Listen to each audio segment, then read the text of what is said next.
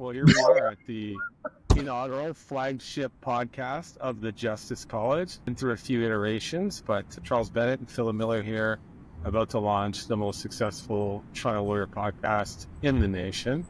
And it's important because justice isn't a partisan issue. Whether you lean Democrat, Republican, we all want accountability. We all want to win. And I'm Phillip Millar, a former prosecutor, a military officer. Today, alongside my partner and the founder of the Justice College concept, Charles Bennett, an ex-basketball player who is now turned seasoned trial lawyer.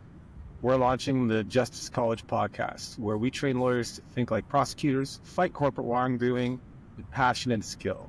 Today, we will talk about why it can suck to be a trial lawyer. We'll speak about the things that others pretend do not exist. We'll speak about important issues, not self-serving or self-promoting issues. And our goal is to change the way plaintiff personal injury lawyers are branded, perceived, and work their craft. Charles, thank you for getting this going. Thank you for allowing me to be part of the process and taking the lead on hosting these discussions. But you are the originator and the founder, and why don't you tell everybody a little bit about why this matters? Well, so why this matters is, we've got to, I was trying to break into my place. I when I first came out of law school, I was a former professional athlete. I was trying to transition into the business world of being a lawyer and learning how to practice law. And I was hungry for any kind of information I could find. So I was reading all of these books. I'm going to seminars. I was lucky enough to work at a good personal injury firm here in Dallas who my then boss would send me to all of these places. And it wasn't until I found a group that was kind of talking about these concepts, and we started developing these ideas of being more prosecutorial within civil law, that things really started to click for me. And I think since then I've been lucky enough in my career to have a bunch of really good mentors, including you, Phillip, to help guide me and help me and develop. And I just think it's time for us, when I look around at the legal education in this country, that we need more practical knowledge. We need more practical understanding of what it is that we're supposed to be doing, how we're supposed to position ourselves as civil trial lawyers, meaning psychologically, what is this that I'm supposed to take that is most effective for these cases and for my business and for whatever we're doing. And so Justice College has always been an attempt for us trying to share our expertise and experiences in a way that's practical for people to grab onto and start using immediately. Yeah, this is, to echo why I think Justice College matters, is the legal profession, I think, struggles with honesty, self-awareness, and purpose. I think we get into the law thinking it's going to be one thing and then realize that it's actually very different at the practical level. And I think a lot of the trial training products, seminars, and communities out there are focused about, the big lawyer, about egos, and everybody is just kind of pretending to be okay. And there's not enough authentic outreach to those lawyers who are sitting out there struggling in a small town to figure out how to beat a giant insurance company. And I think our goal, and leveraging all of your experience teaching lawyers, our goal is to give practical advice to lawyers, trial lawyers who are going to trial, so that they can win. We're going to use pro athlete tactics. We're going to use military tactics. We're going to use prosecutorial measures. We're going to essentially give away as much as we can, so we can actually make a difference to a small town lawyer, a midtown lawyer, anybody who wants to be better, to be part of a tribe of people who don't take themselves too seriously, but take their mission and purpose seriously. I met with some young lawyers yesterday, Phillip, and they have an idea for a type of case that they want to bring. And it was fascinating for me to hear them, because I'd been in their position before. I'd been this kind of enthusiastic, almost chihuahua barking at, like, I want to do this and I want to do that and I want to do this. And I love the enthusiasm, but it was kind of like having to kind of guide them into understanding that while we want to try cases, I would love to be in trial on a weekly basis or a couple times a month would be just a dream for me. But it's not practical to do that as a business owner and as a lawyer in these days, meaning 95% of our cases settle. So if all I'm focused on is I want to try cases, I want to try cases, I want to try cases, is that really an effective way for me to build my business and build my practice and build my career? And I think that there's this perception that you get your law degree, you get into personal injury, a $10 million case walks through the door, and then you're happy for the rest of your life. You become a Hollywood lawyer doing that beautiful closing, and that's the kind of perception. And then when that's not the reality, and it becomes this grind where you're treated like crap, like that can really affect your quality of life. Absolutely. And I think I was telling these young lawyers, like, there's a lot of different ways to do this, and there's the billboard lawyers, the heavy marketing lawyers. They're not investing in themselves to get better as a lawyer. They're just investing in cases and Ad spend.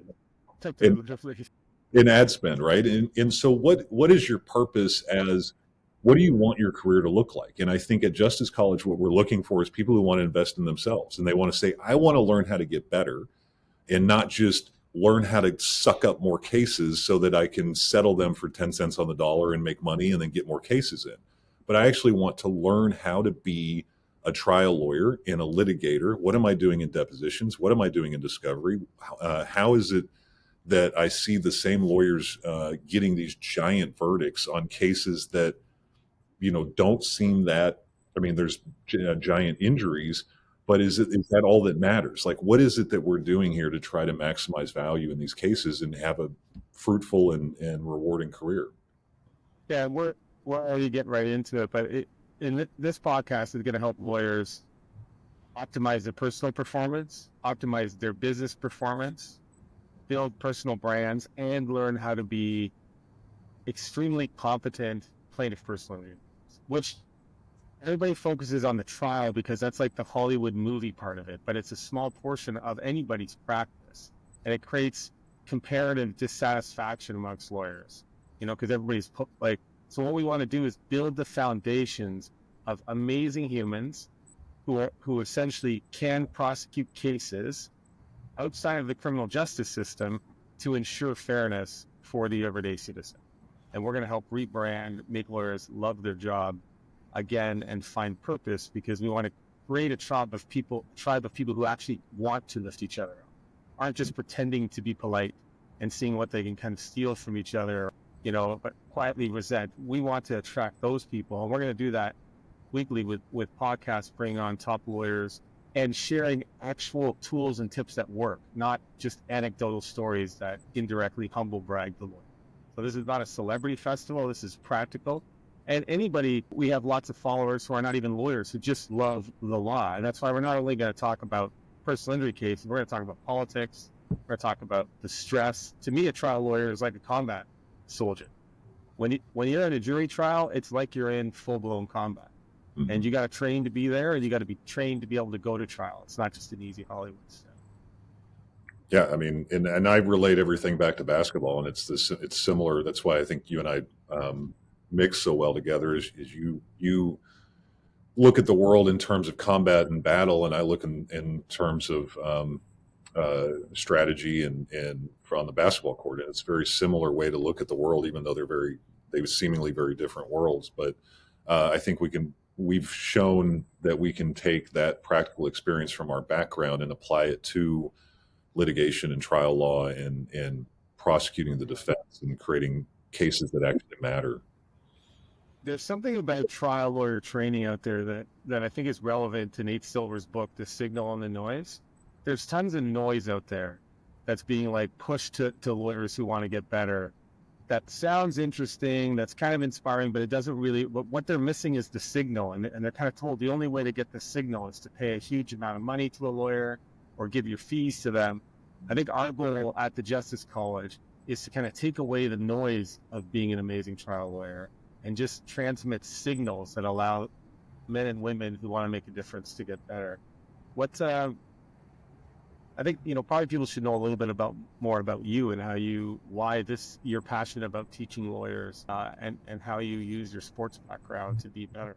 Okay, well, so first of all, my mom's a teacher, my dad's an engineer, so I I come honestly by wanting to teach, but also breaking things down into little steps. So the engineer part of from my dad is the breaking things down into core pieces, and he's taught me that from when I was a kid, and that's how I learned to play basketball. And so we would always do drills in basketball, and I know a lot of my close friends love that I turn law into a series of drills so that we can learn it.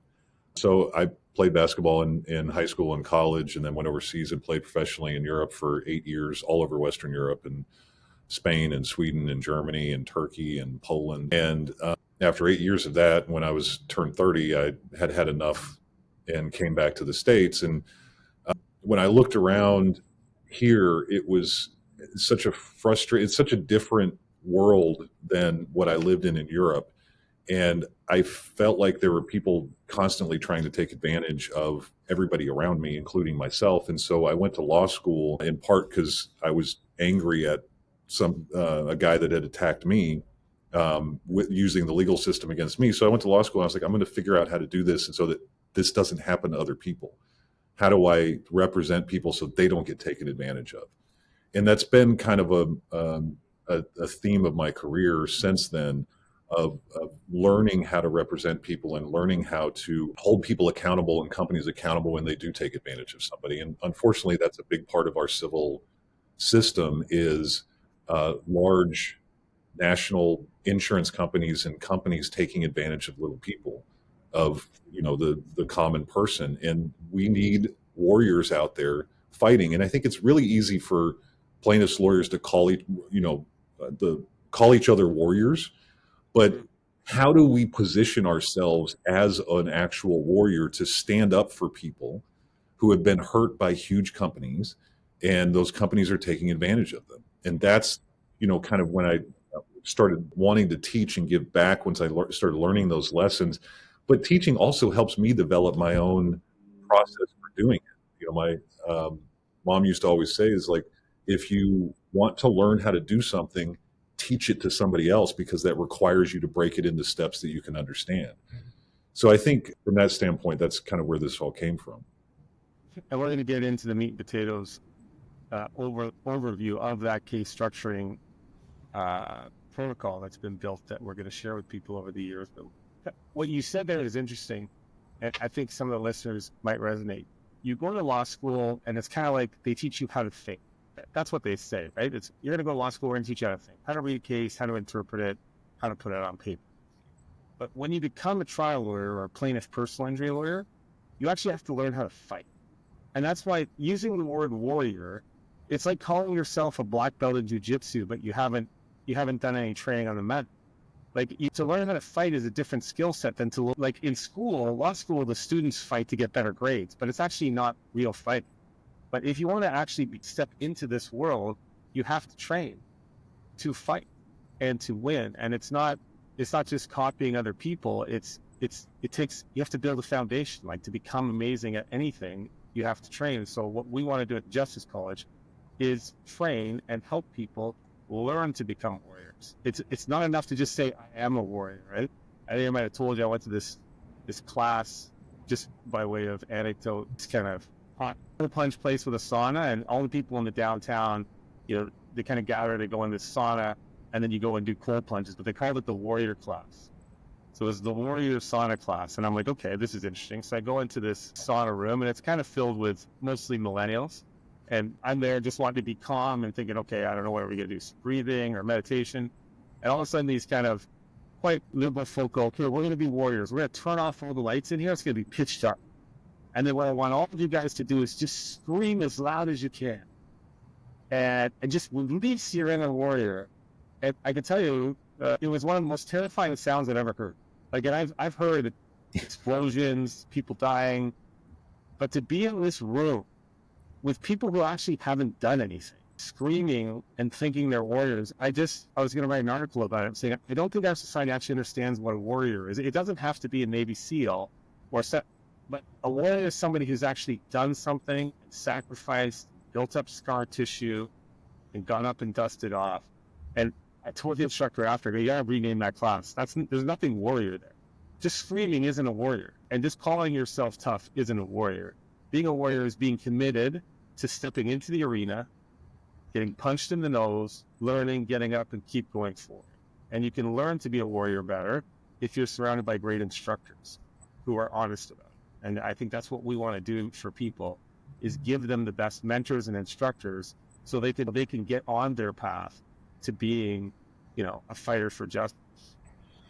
I think that's amazing. That's well said. And there's a lawyer in Dallas named Red Dog Jones, who was one of my. Isn't it great? He's the nicest guy. He's one of my trial ad professors in law school, and he's a practicing plaintiff's lawyer that would come to the law school and teach trial ad. And we've stayed friends throughout the years. And he used to always say, when I was around him more around and when I was in law school and just coming out, is that any lawyer that says they've never lost a case has never tried a case. And I never really understood the importance of that until I had tried several cases and I had taken several licks on cases that I thought were that I should have won or should have won more on. And that's kind of what turns, the wounded warrior is the quintessential story of the person that becomes the mentor and tries to tell the people with the younger guys with all the enthusiasm of like how the world actually works. And then the younger people are always like, you don't know what you're doing, old man. But then we develop and we mature and we're like, oh, he did know what he was talking about. And how difficult it is to stand up in front of a jury representing somebody whose life has been permanently changed by some company that did something they knew was dangerous and is refusing to be responsible, and then getting your butt kicked at trial and losing or not getting anywhere close to what that person deserved. That's a very difficult thing to do. And that's what being a trial lawyer is about. And like what you're saying is being an actual warrior is having taken those hits and then being able to come back to work the next day and keep moving forward. And I think those are the lessons that I think especially you can help people understand, is like, what does it actually mean to be tough and to be a warrior and to fight for. I want to lift up female lawyers as well, because I feel like they get lost behind these big bragging billboards that men are doing, but some of the female lawyers are warriors. They are the tough people who get their hands dirty, who do the work, who take on tough cases, and we want to help lift them up so that they can actually achieve their potential and learn how to fight these idiots out there who are getting in the way. But we've both been in the kind of trial lawyer training circuit, gone to every conference around the country. And I think our listeners, as they begin to join, will recognize that it's become kind of an humble bragging event where people just say, I want a case this big, come and listen to me tell the story. And you're missing all of the real steps to getting there. And people are kind of hoping that by hanging around these people, they're going to get the same cases or the same skills, but they're not really learning anything. And I think a lot of lawyers out there are realizing that these are just kind of fake ways to try and get you to give a case to the big lawyer so they can get money. And, our goal is to actually give practical tips and tools right away and have everybody share them with each other, so that I think it's a good segue into the other goal we have is to help redefine what a plaintiff personal injury lawyer looks like. Because the profession has lost the branding, and I want to talk about that. But when you and I have been building this out, we're actually like, the reason why we love the job is because we don't see ourselves as ambulance chasers. We see ourselves as prosecutors for justice, just outside of the criminal system, and it resonates with people across the board. Is that why do you think that's important, to try and get that message out to people, that they need a different mindset? Because it has more meaning. I mean, I think the classic example of the ambulance chaser is that they're chasing that one case, whereas the corporate prosecutor is chasing change. He's trying to affect change to make things better and make things safer and hold bad companies accountable. I mean, I spoke at a very pro business, what would be considered a right wing outlet in America, and what I told them is that our job as corporate prosecutors is important because we make it better for the good companies, or for the companies that are trying to do things the right way. If we don't have anybody in our society that's holding bad companies accountable, then every company is incentivized to be bad.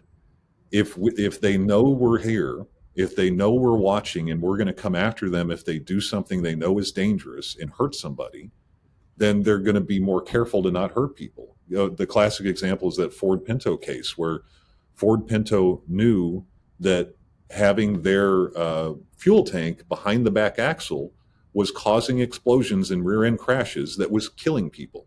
And the company made a corporate decision that it was cheaper to pay out the wrongful death cases than to recall all the cars and change it. Why? Because the corporate prosecutors were not holding them accountable to an amount that made a difference. And so our job is to make it matter to the companies so that the companies will do the right thing. If we do our job right, we should be out of a job. We're never going to be out of a job, but that should be the goal, is to make good companies succeed. Yeah, and it's why we are the Justice College, because I think when we were talking about it, it echoes the Justice League. And really, we need to see ourselves, if you take this seriously, that we are the people that go out there and fix injustice, right? But as long as we allow the other side to brand us as an ambulance chaser, we lose. And the profession hasn't done a good job of marketing it. The top guys, they like to go and hang around in circles and just bemoan and belly rub each other, and they're not really engaging with the average citizen. They're just spending money getting cases, but the profession isn't branding itself well. And what I'd love for people who join the Justice College, our tribe, and participate in some of our training events and even our camp, is to feel like, just like the Justice League, to make a reference, every one of those superheroes was different. They had different superpowers, they had different skills, but in order to defeat big enemies, they collaborate. So you don't have to be a one-person show to win everything. We need a tribe so that we can collectively go out there and make a difference and be collaborative and have more of an abundance mentality than a scarcity mentality. And that's what we want to build. And I think your experience in sports and how you've always been a leader and a team captain, and people they just feel confident and safe around you from a teaching perspective. And I can share some of my experience as a prosecutor and a military strategist and bring in all of our other brothers and sisters who are amazing. I think we could really build something that changes the profession. And that's our goal. Our audacious goal is that we want to build a tribe that actually changes how personal injury lawyers are perceived and turn us into prosecutors of injustice. All part of the Justice College. But we have the best annual camp every year. We come in and train people with hard skills that make them better, not just reading other people's cases. Yeah, absolutely. That's perfect. Yeah. I think it's a segue. I wanted to talk to you about it because we're not going to, on the podcast, shy away from controversial topics. And as we're launching this initial podcast, we're at less than 20 days from a presidential election between Donald Trump and Kamala Harris. And I think lawyers go out of their way to not talk about politics, even though plaintiff personal injury lawyers' politics are usually very clear. And I wanted to take a second for you and I to go back and forth about what's the difference between the parties, if one gets elected or not, and how does that affect our mission to protect the ordinary citizen from injustice? What are your thoughts on Kamala versus Trump and how that affects the profession after the election? So I think Kamala is a fascinating figure to me because she's a Democrat, and she's spent her whole life running as a Democrat, but she's a prosecutor. And so she speaks as a prosecutor. She gave an interview on Fox News earlier this week where she was clearly prosecuting the case, and she's been doing that over the last several weeks. And that's a very different stance for Democrats, who are usually very somewhat soft, I would say, and they want to form a committee to make a decision on everything. And so the perception, I believe, that most people have is that the Republicans are more authoritarian. They're more strong and unitarian of let's just make a decision and move forward and let's get going, where the Democrats are more viewed, I think, as scholarly and slower to make decisions, bureaucratic and thoughtful in certain ways. And that appeals to different people in different ways. But to me, what Kamala is doing is very similar to what we're talking about doing with Justice College, which is taking plaintiffs' lawyers who are historically very liberal in So saying, I'm going to completely disagree with you. I just want to put that on the record, as you said. But let's go. We're going to have a good crossfire debate on this. all right, so taking most plaintiffs' lawyers who are generally and historically very liberal in saying, speak as a prosecutor. You can still have your views of being very liberal and wanting to expand social projects and whatever it is that you want to do as a liberal, but speak as a prosecutor, and people react to that. Now disagree with me. Spots there. So there's good, there's bad prosecutors. She can get the tempo of a prosecutor, but she's probably one of the worst I've ever heard. She can't talk off her feet. She can talk to a script, and you're not a good prosecutor if you can't respond to questions as they come in and adapt. What interests me about plaintiff personal injury law, and what I think is a giant vulnerability to a lot of lawyers in this profession, is that they feel obligated to be a Democrat because the perception is that the conservatives or Republicans are anti court lawyers or trial lawyers. And there's been cases that have cost organizations a lot of money, and there's good and bad in trial lawyers. My concern with the election, to me, just from a political perspective, Kamala has been inserted into the process, and Dick Cheney has come to her side.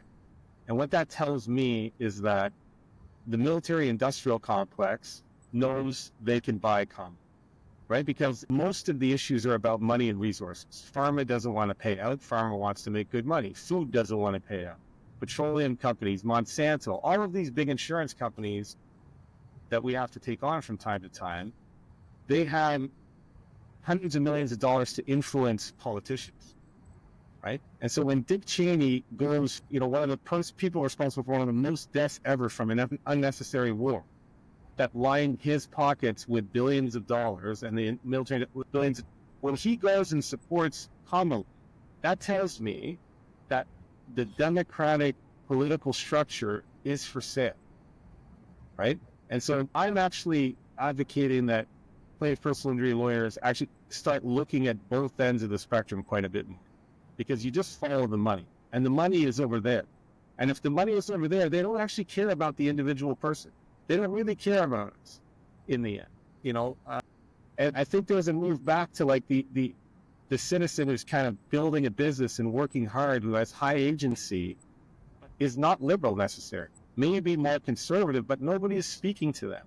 And I think a Trump administration, what we've seen from Republican administrations is that they can restrict the amounts you can collect in different states. But I think that's because from a branding perspective, plaintiff personal injury lawyers haven't spoken to the conservative base, and a good Christian conservative family or any religious family, they recognize injustice from big players ruining the lives of small players. And because we've politicized the profession, we're not communicating to 50% of the population who would actually support us if they understood what we're really doing, right? And that's something that I want us to do here, is have debate that goes across politics. Like, it's not left, it's not right. It's about how do we get justice? What is the most practical way to influence juries, politicians? So I don't know what will happen politically, but I'm just very concerned that I think big business, pharma specifically, food, and the military are kind of controlling too many things these days. Well, we agree about that.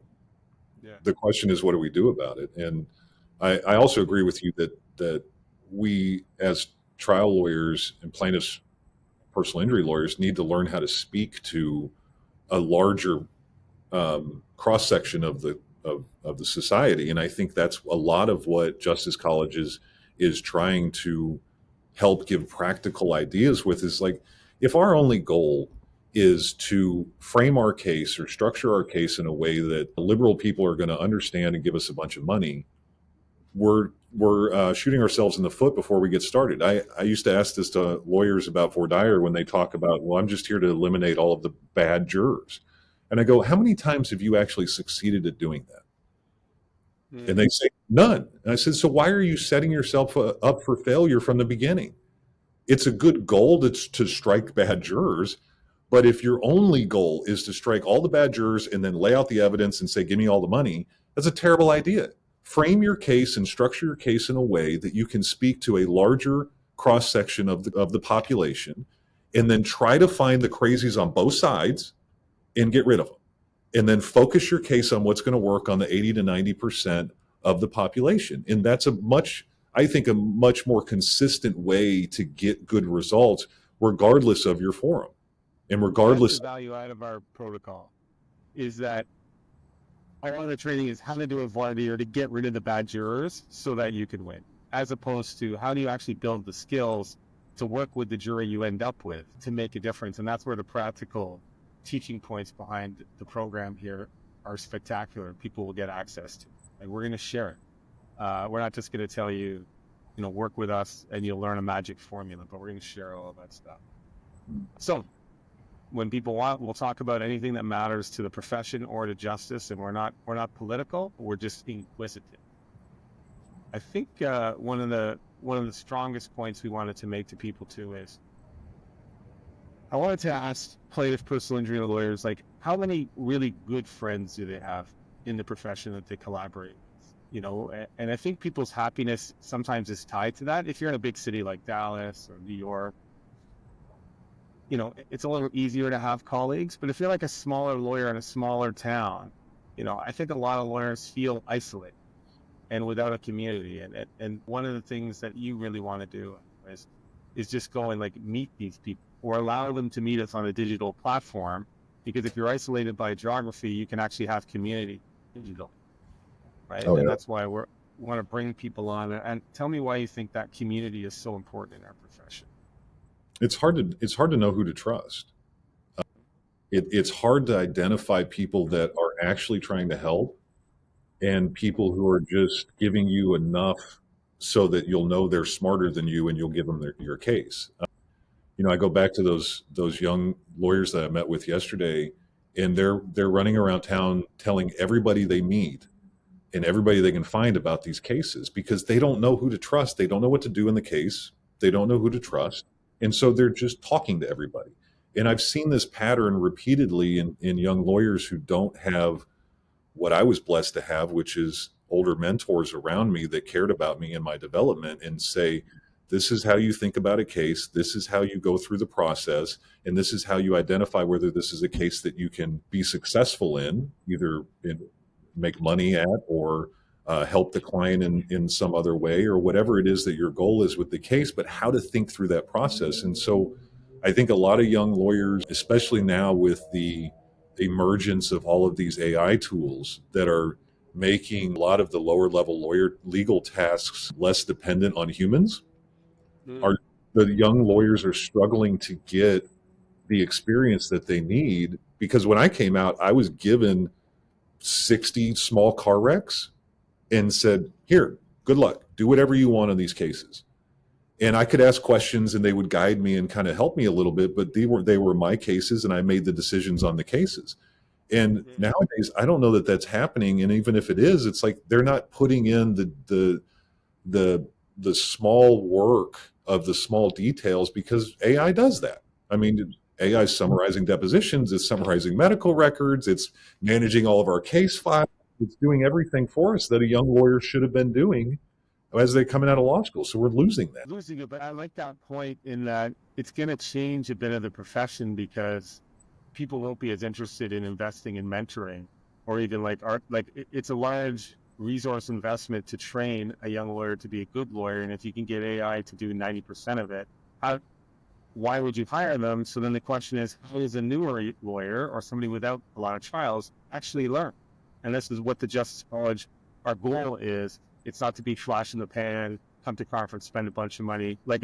We are going to make a college that provides seminars, webinars, and conferences that actually help you learn how to be what it takes to be a great trial lawyer. So you're going to get the mentorship here for free just by listening to the podcast. It will be authentic, and in the end, we'll build a community that can bring people together. I think I hadn't thought of it, but you identified that there is this gap that's going to exist for graduates to like lawyers up to 10 years who don't have a lot of trials. Where are they going to get their mentorship, especially if they're geographically isolated, or as law firms are cutting back? This is going to be a perfect place to bounce ideas off of and to grow. Yeah. And I think, what we're looking for is the 300 from the was it the Trojan War or whatever, Yeah, Spartans. the Spartans, 300 Spartans. I'd prefer 3,000, but we're looking for 300 Spartans of people that are passionate about investing in themselves and not just investing in their marketing, right? Or their Yeah. online ads, whatever it is. It's like investing in myself as learning the legal profession. What do I need to be doing when I'm litigating? What is the point of discovery? Where am I going? And then how do I present a case at trial? And there's steps that you can break all of that down to and actually learn how to practice doing it. I had to learn how to practice public speaking, right? And we're gonna teach that. Is like, what are the lessons that public speakers do to convey messages? You know, do they stand up there with a PowerPoint and just flip through the PowerPoint? Is that what effective speakers do? Or is there more Yeah. to it and are there ways that you can break it down and practice it? I love how you threw out the 300 there, because when I look even at the trial association, people aren't really sharing their good stuff. They're kind of showing a case, but really not showing everything in many cases. But imagine if you had 300 people in the Justice College who are all passionate about prosecuting injustice, who are passionate about learning, like getting on the mat and learning jujitsu every day. You know what I mean? Or doing the work to become the warriors. And imagine if there's just 300 of us across the country sharing ideas, working together, gathering. And that's how you can take on the bigger things, because the way that they beat us is we act isolated because we're taught that we're so smart we can do it. But then we're taking on a giant organization and, we feel lost. But our tribe can help. We can help each other, these big companies, and lift everybody up. I think Oh, I this agree. might be a good segue for you to outline case structuring, this spectacular kind of methodology to improve your practice, settle more cases, and win more cases that we're going to be sharing over the years. But I wonder if it'd be a good idea for you to just share the overall concept of how you structure a case and why it's so beneficial for lawyers to learn. So case structuring is about building the story of a case. And it starts with what are the elements of the claims that I'm bringing and what evidence do I have to prove my case. That's where the start is. And then it goes into what is the defense saying? How are they saying it's not their fault, it's somebody else's fault, it's not that big a deal? And then what do we do about their excuses? So it's not enough, like when we're in law school, we're taught how to think like lawyers. And the professors teach us how to write essays that prove the elements of the case and argue back and forth on either side. That works for professors because they're expecting that information. Jurors don't care about that. They don't care about a back and forth. Well, the defense says this and we've proved this, and the defense says this and we prove, and like that back and forth does not have an effect on the audience. Instead, we have to build a narrative of what really happened so the jury can understand it and see that what the defense is saying is part of the unforgivable betrayal of what they did to cause the injury to this plaintiff. And our job as prosecutors is to say, we have to hold them accountable. They're refusing to be responsible for what they did, and we have to hold them accountable. So the case structuring process goes through step-by-step process of working the information with the case to understand the output that we need to create our story. And that's at its basic level, that's all it is. And it's been developed over years and decades actually by several different lawyers and passed down from generations of how do we present a story so that we look and feel like corporate prosecutors to the jury, and we're not just up there whining about mommy they hurt us so bad, we need money, because that's ineffective on a vast majority of our. I want to say this out loud so that we attract the right people. But the biggest inhibitor to success for some trial lawyers is their ego.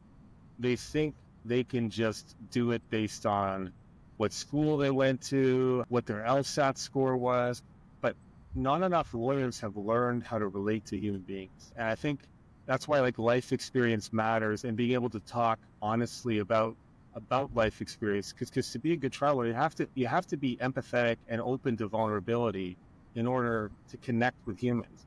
And the skill sets to get into law school are not the skill sets to be convincing to a jury, Yeah. right? And so Right. it sets people up for failure, but they think, I'm smart, I'll just go in and I'll pontificate and I'll be, and it leads them down a path of despair. And what we want to do is connect with the humans who became lawyers because they feel like they have a purpose.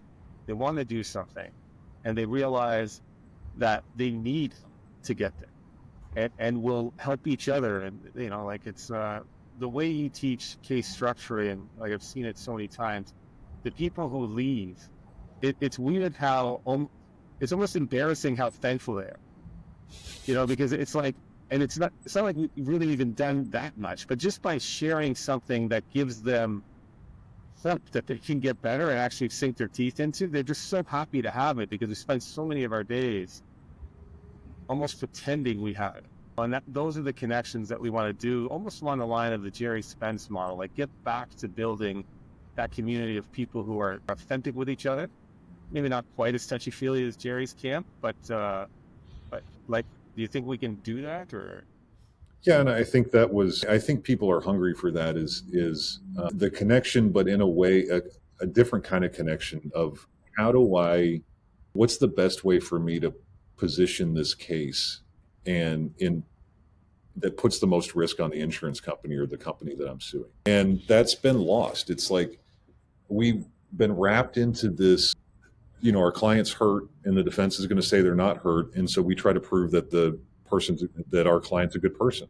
I don't know how many times lawyers have come to us and said, hey, I've got this case. And I said, well, tell me about your case. And they say, well, my client's former military and they did this and that. And they have a kid and they have this. And I'm like, who are you suing? Like, before we get into how beautiful your client is, let's talk about what the defendant did and focus on the defendant. Because if you're in a criminal situation, as you know, Philip, because you've done a lot of criminal prosecutions or defending a lot of criminal cases, is the focus on those cases from the prosecutor's point of view is almost exclusively on the defendant. And the criminal defense lawyer's job is to flip that narrative and put it back on the prosecutor and the police and say, what did you guys do? Did you guys prove your case to the burden that you have? And it's the same thing in civil cases. The defense's goal in a civil case is to focus almost exclusively on the plaintiff. That's why they dig through their background and they try to ignore all the bad stuff they did to cause the injury and say, well, this person isn't worthy of us awarding them a bunch of money. And our position as corporate prosecutors is to say they're just going to do it to somebody else. We have to hold them accountable because they're clearly refusing to be responsible for hurting this person. And if we don't hold them accountable for it, they're going to keep doing it. And that's a problem.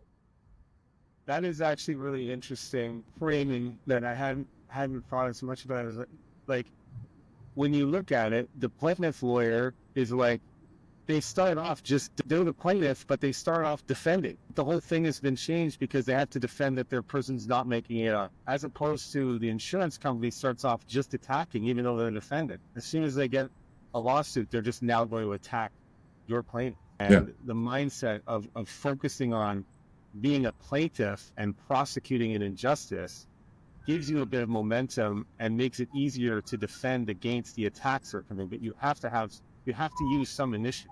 And offense is a good defense.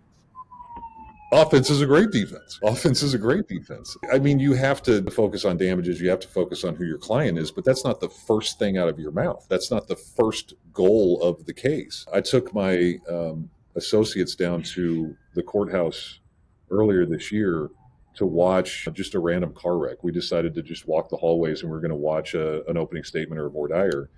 And we walked in on this voir dire of a car hitting somebody that was crossing the road. And the judge was gracious enough to let us sit there in front of her bench to watch the voir dire that the lawyers were doing. And the plaintiff's lawyer got up, and the first thing he started talking about was his plaintiff.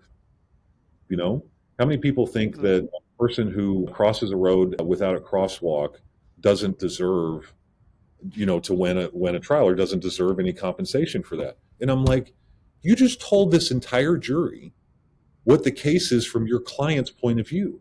Why didn't you start this by saying, who here thinks that drivers need to pay attention to the road in front of them? Who Yeah. here? So like that right there is worth a lot of money to plaintiff personal injury lawyers. And where do you learn that? Like, because 90% of plaintiff personal injury lawyers do what you said. They start by talking about the defendant, right? And that framing changes the battlefield. Like we're fighting a war, right? And if you start off by trying to convince them that your client's not a bad person and deserves their sympathy, it's a different framing than allowing the jury to be people who fix the world by holding bad actors accountable. Like that's money right there. If people do So take that away from how they one of the things that we teach for voir dire is when you stand up to introduce yourself in voir dire, don't start talking about your client. Don't introduce your client. Say, thank you, Your Honor. Ladies and gentlemen, how many people think here it's okay for a company to do something they knew was dangerous and refuse to be responsible for it? Please raise your hand. Right? I mean, yeah. the initial story of the case is they did something they knew was dangerous, they hurt somebody, and they're refusing to be responsible. And that's what's stuck in the jurors' brains because that's where you started it. We used to do this story in our conferences where we would start talking about a guy who was killed at an intersection. A UPS truck runs a red light and kills him. But the story starts with him at work, sitting behind his desk. It's the end of the day. He goes out and does the same routine that he does every day to get home. And he's driving on the road that he's got to turn right on, but there's a flower shop just to his left. And he decides he's going to go get flowers for his wife because it's her birthday that he'd forgotten about, or it's an anniversary or something. And so instead of turning right, he decides to turn left when the light turns green. And as he's turning left on the green light, a UPS truck or some big truck comes and runs him over and kills him.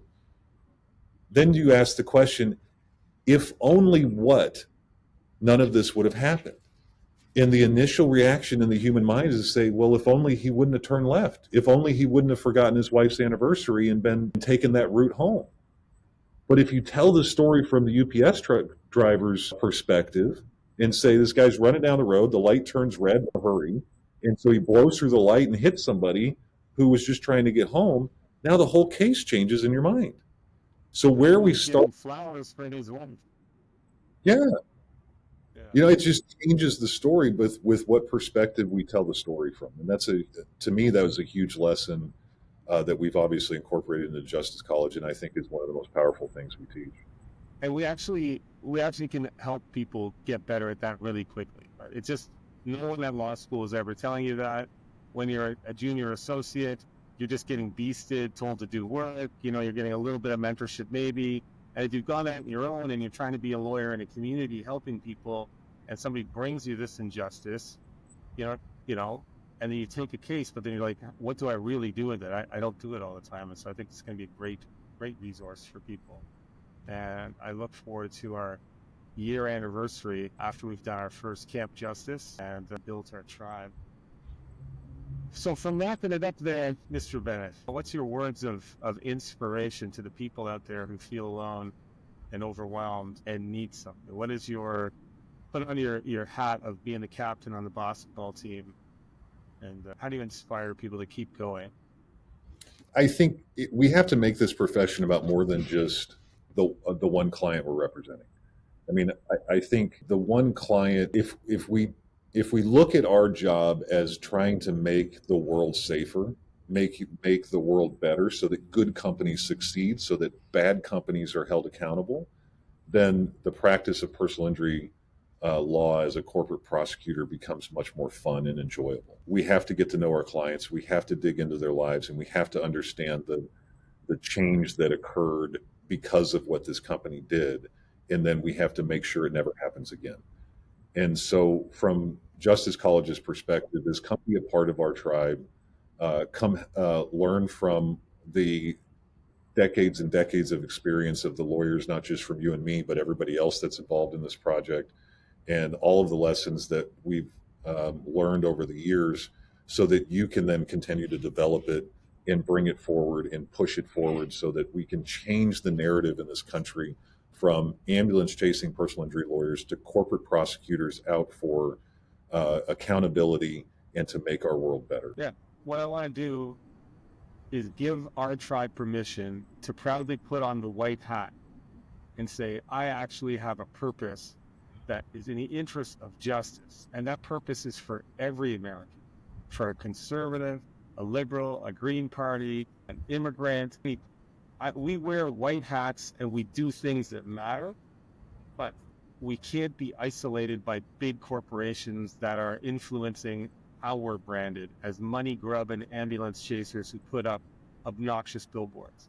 And that's why we want to teach foundations, kind of like Ray Dalio's Principles, which is an amazing book I think everybody should read, in terms of like, we have to get the foundations of being skilled at our craft, our chosen craft, and we have to have a support group of people who will lift each other up so that we can't get picked off one by one or overwhelmed. And, I think maybe 10% of plaintiff personal injury lawyers will really resonate with this message, or be able to even hear it.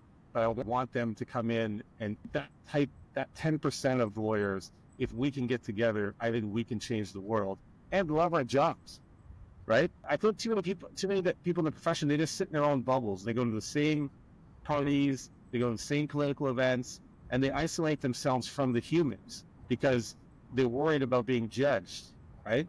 As opposed to getting out there and helping on a Habitat for Humanity house, like connecting with the humans who we change. And that's the beauty of your story. And Charles is humble, but I love the story of your dad in Dallas driving you to a neighborhood, an African-American community, and dropping you off as a young kid and saying, go play. Like that transforms you because you can communicate with other people. You're not just in your own bubble. And then you playing across Europe, you've seen all of these cultures. So now when you have juries from different jurisdictions, you can understand that it's not the worldview of law school, right? It's the worldview of humans who have been wrongfully hurt. I think that's a skill set that we can really help teach people. And I look forward to people's comments and suggestions and bringing a lot of you onto the podcast in the future. Absolutely. Well said, sir.